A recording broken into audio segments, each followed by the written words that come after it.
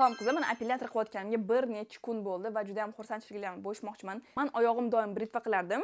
Tuklarim qanlashib ketgan va bilasizlarmi, как будто men testosteronim ko'pdi, tuklarim rosa ko'p chiqardi va qalin bo'lib chiqardi.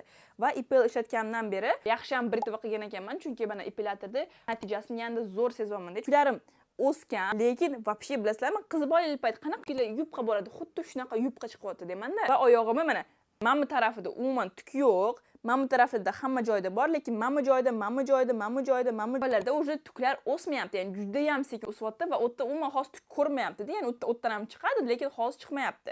Va mana asosiy mana shu yerda ko'p, mana bitta bor. Ya'ni men asosiy mana bitta ko'p-da, mana bitta seriya bo'lib qolgan qizlar va aytmoqchiman, juda ham xursandman qizlar, chunki men просто o'z mahsulotimni maqtab sizlarga sotiraman, lekin ko'plar ishlatishni bilmasdan mana natija bo'lmaydi deyshadi. Qizlar, mana natija o'zimda qizlar, kelib oyog'imni ko'rib ketsanglar bo'ladi, qanaqa zo'r natija bo'layotganiga qizlar.